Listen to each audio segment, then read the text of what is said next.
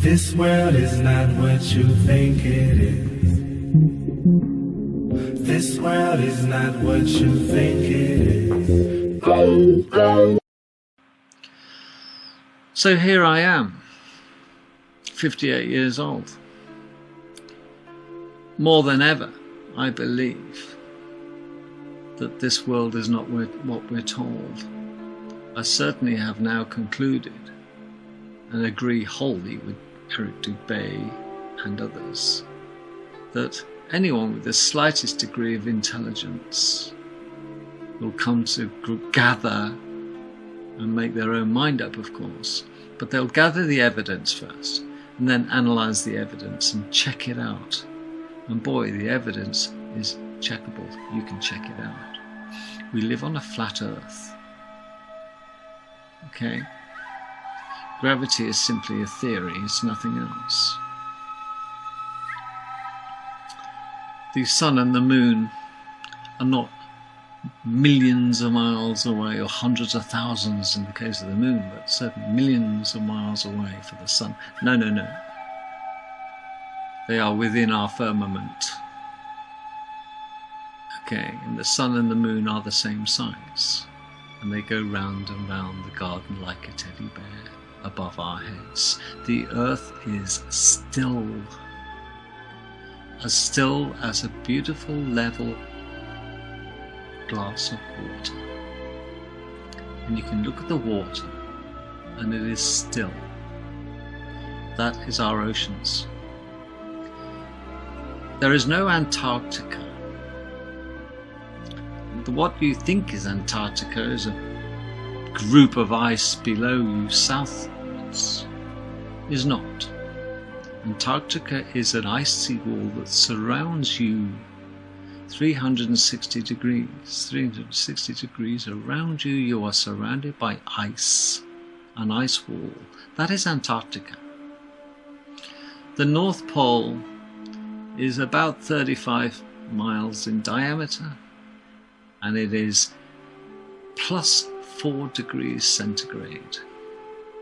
It is only 4 degrees. It's chilly, but it's certainly not. You can visit it, and it's like having a day out playing snowballs. 4 degrees is a typical average temperature of the North Pole. Okay. We are rock solid static. Flat as a pancake, surrounded by a seawall, and the firmament, which is a glass dome above us that keeps our atmosphere in, is known about, yet hidden. Within the firmament, under the firmament, are the sun and the moon, and they rotate within the firmament. They are within the firmament. The sun and the moon are not in outer space. They are above our heads. And the sun travels and rotates, it goes around and around the garden a little bit faster than the moon. And 3 times a year, get this, it overtakes the moon and we get eclipses. Can't believe that, can you? Well, at the age of 58, it's taken me that long to accept it fully and absolutely convince myself. But if you convince someone against their will, they're going to be of the same opinion still. Well, there is so much evidence pointing to the fact that we are lied to. Nothing surprises me with these anymore, these lot. NASA stands for never a straight answer. NASA. Never a straight answer. They've got an answer for everything, haven't they? It might surprise you to know that oil has never seen life. It is an abiotic solution produced by the earth below us. And it is produced so fast by the earth below us that we cannot possibly consume it fast enough to make it run out. So this falsity, this falsehood that has been thrust upon us by the industry who says one day oil will run out, we need alternative energy, but we must charge a fortune for petrol. Oh really? Is oil has never been a dinosaur or ancient woodlands, prehistoric, never. Okay. There is no vacuum in space. It's another thing that we are expected to swallow. The firmament separates the waters below from the waters above. There are no planets as you perceive them or you're taught at school how they are. Mars, Jupiter, Uranus, Pluto, yada yada yada. They're just gas balls, folks. Okay? And these gas balls are floating around in water. Remember, as above, so below. You cannot, and we cannot, get through the firmament, and heaven knows America shot 160 odd missiles to break through the firmament and failed miserably. Our stars are not external, they are on the firmament, and the firmament rotates. And the way to prove that is stand up and look for the pole star, and it'll remain looking at you in a position of perfection, and the others will rotate around it. But you're not rotating around it. The firmament is rotating around a central star, the pole star. Do time-lapse photography and point it at the pole star, and all the other little gems will rotate. It's the firmament that's rotating. Okay. So, I know I've said a lot in this video, and you think, my God, the guy's lost the plot. But I can tell you, there is so much evidence now, if you look for it, that we are lied to. Day one. Now the big question, of course, is, what about aeroplanes? Well, what about aeroplanes? I've got a pilot's license. I know that when I'm flying along at 6,000 feet, and I've got a distance ahead of me of maybe 200 miles, I don't have to push forward on the control stick, the yoke, constantly to take into account the curvature of the Earth. No, no, no, no, no. I remain at 6,000 feet on a horizontal plane, excuse the pun. And my attitude of my aeroplane doesn't dip down to compensate all the time. You don't get international air traffic like airliners at 30,000 feet, 20, 36,000 feet, pushing forward on the stick constantly to take account of their curvature. But hey, you can't even mention that. But what about the ball underneath us rotating? It isn't rotating at 1,600 miles an hour. It is absolutely rock solid. The land is horizontal, it's flat, and it's not moving. Oh, it's perfect for pilots. The ones that don't tell lies. And aren't under this misguided impression. If you're an airline pilot and you mention this, you're out of a job. You're ridiculed. You're thought stupid. Of course, the Earth's rotating. No, no, no. There is no Coriolis effect. You navigate with straight lines. If, for example, my fist is the Earth and it's a ball, shall we pretend, and it's rotating at 1,600 miles an hour, and I'm on this Earth, and I hover in a helicopter, and I don't move forward, and the Earth rotates below me at 1,600 miles an hour. Perhaps then, when I'm hovering, I can let some land come towards me, and then land when I reach my destination. Job done. I haven't moved forward at all. That's the theory, but it doesn't happen. Helicopters have to get up and move forward like aeroplanes do. Okay? There is no Coriolis effect at all. You phone your friend from UK to Australia, I guarantee you your friend is standing vertically. His head isn't rushing down to his blood isn't rushing down to his head. He'd think you'd mad as a hatter if you thought him upside down, but if you believe the textbooks, he's got to be upside down compared to you from England to Australia. He must be upside down if he's on a ball. Do you see how ludicrous it all is? This is the BS that we're all expected to believe. How very dare they expect us to be that dumb? But we are.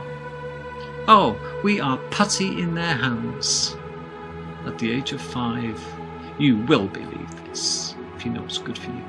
Don't even think about trying to square the circle, as they say. Well, it's not rocket science to work out that the circumnavigation of the world has been done so many times by so many sailors. East to west or west to east. Nobody's gone north to south and south to north. Alarm bells. Do you know why? Because there isn't a north to south. Is there? There isn't. You go and get somebody setting off from the North Pole and going any direction, will be south for that, and off they shoot. They go, oh, bye, he's going over the hill now, look Charlie, off he goes, hooray, see you in 6 months. Maybe. You turn round, they should be coming up towards you when you see them again, shouldn't they? They don't. Because nobody can go north to south to north on a circumnavigation. It doesn't work. Because the moment you try to go so far forward from your starting point, you hit an ice wall. Your options are go left or go right. You certainly cannot go over it. So you ultimately end up doing circumnavigation, east to west or west to east. And you follow the little sea wall all around you that surrounds this earth that we're standing on, this flat earth. Okay, so the big question is, why the lie? Because until, medieval times, of course, and the Catholic Church came along and the Jesuits and all came along, and it was Copernicus time, wasn't it? And it was perfectly acceptable. Most people would know that when they're born, they're standing still. I haven't got 1600 mile an hour winds in my face if we're spinning around. No, I can know that the lake I'm looking at is completely still like glass in an evening. The seas are horizontal, left to right and right to left. I just have to hold my finger straight and follow the line and know that that sea is not curving from one horizon to another. Oh, but you can see the curve. No, you can't. You see, I can stand on a beach, they say, and watch a ship go over the curve, out of sight. But I can stand on the same beach with my Nikon P900 and watch the ship disappear as well. But then I can zoom it back in. From out of sight back to a full frame on my camera. And if it had gone round the corner, how could I possibly get the boat back in frame? It's all a question of line of sight, isn't it? Of perspective. That's all it is. If you stand next to a huge big telegraph pole and look down a row of 500 telegraph poles, trust me, the telegraph poles as they go away from you get shorter and shorter and shorter and shorter. And eventually the final telegraph pole that you could possibly see disappears. It's gone round a corner? No, it hasn't. It's your perspective that is shrinking. It isn't the telegraph pole that is sinking into the mud or going around the curve, because telegraph poles don't move. That's a newsflash. So why all this deceit? Well, it's very straightforward. it's a conspiracy. It's not a conspiracy theory, I grant you. It is a conspiracy to control the minds of men. And if you can convince the minds of men and women that they live on a ball and get it imposed on us, because flat earthers were tortured, discredited, we even are today, by the masses who are so mind controlled by the propaganda and the threats and the ridicule. Oh, okay, yeah, we live on a ball. Makes no odds to me. It makes an enormous difference to me to know that I think for myself. Thanks very much. I can do the maths, I can do the science, I can do common sense. And it seems the majority of those that surround me still have a problem with that one. It is common sense, but sadly the common sense just ain't that common. And it remains that way. You see, if you want to control the masses, you first lie to them. And most people say, well, that's nonsense, don't be ridiculous, it's a lie, you're a liar. But tell it often enough and make sure the lie is big enough. Over a long period of time, under the threat of death and ridicule, if you don't comply, you'll die or you'll be ridiculed. Take your pick. And ultimately all the scientists decided to recant their belief that we live on a flat plane, as is correct, and rather than die and have liquid lead poured down their throats by the Jesuits and the Catholic Church, would comply. Otherwise they'd be straight from history. They would be gone from the history books. Well, they're all turncoats and they're liars. You see, anybody with any credibility in the scientific community has got to believe the Earth is a ball. There we are. What about NASA? Well, what about NASA? Never a straight answer. They can't decide, whether the ball is an oblate, a pear shape, oblate shape, or it's a ball. And we've been to the moon. No, we haven't. Don't be ridiculous. When do we allegedly go to the moon then? In the 1960s, when we barely had calculators, we had abacuses and the mechanical ones at the time. Do you remember those things? I had one at school, a mechanical calculator. Yes, I'm really old. I'm that old. I remember the first electronic calculators. We used to make silly little words up and turn it upside down. It says hello. And things like this. And yes, I remember. Commodore calculator it was. And you're telling me at that stage we could put a man on the moon? Oh, really? Not at all. Nope. But if you want the video proof and the film footage, I'm sorry, it's all that evidence and history has all been, we've lost it. It got mislaid. All the technical data, because we could design the whole thing again, but bloody hell, they've thrown all the research paper and the designs away. I have to start again. What a lot of nonsense. I'd also tell you that there are no satellites going round our Earth. There are no satellites going round our Earth. Any satellite you perceive to be a satellite is suspended, and it is up there being hung by a huge helium balloons. And they are serviced on a regular basis by aircraft that are based in Antarctica, which you cannot get near. Those aircraft occasionally, because the satellites are stationary above your head, hang from a huge helium balloon the size of 2 or 3 football pitches. That's why they're stationary. And sometimes these multi-billion-pound satellites go wrong. And they have to be brought down for servicing.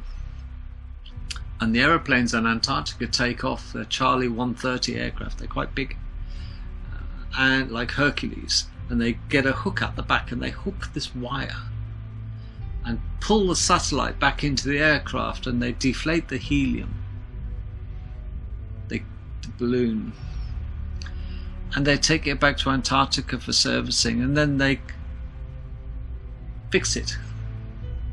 And do you know what they'll do then? They'll reinflate that helium balloon, it'll take up the satellite, and then an aircraft will reposition the satellite to where it should sit above the Earth on a flat plane. There are no satellites bombing around. What a lot of nonsense. Another lie. Well, I've said enough for now. You either think I'm a complete moron, or you think there's something in what I say. But trust me, it's taken me 58 years to figure this out, and I don't want you to make the same mistake of teaching your children absolute BS, passing the parcel from one idiot to another. At least think for yourself. Start by standing outside and wondering why it is on a still day, not a breath of wind, how it is that you're apparently travelling at 1600 miles an hour without a breath of air going past your face, how a little insect can hover from one plant to another getting nectar, or the little hummingbird can fly to such precision to get his beak or her beak into the stem of a plant to get the nectar. Such precision. And yet we're supposed to be rocking around this universe at 1600 miles an hour rotating, and we're travelling through space, winding around the sun like a snake at phenomenal speed. Well, the last time I went fly fishing for trout on a reservoir, it was like glass, not a movement. If I saw a mayfly hatch at 50 yards and watch a trout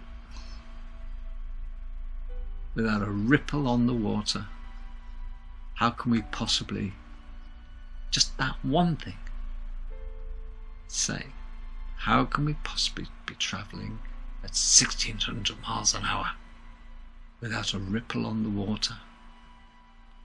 You try carrying a glass of water upstairs as gently as you can, and you will get a ripple. I hope I've gone on long enough to convince you and maybe nudge you into checking out to see if you too have been lied to since you had lamb and mint sauce thrust upon you. I'm not going to swallow that. Take care. Maybe catch you tomorrow if my channel isn't banned. Aí ó, satélite caiu aqui na Jacami. Tá vendo o globo? O globo. É globo.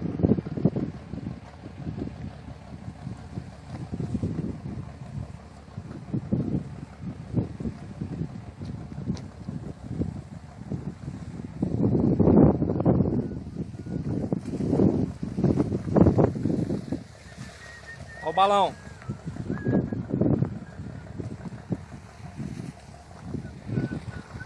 O paraquedas tá pra cá, ó.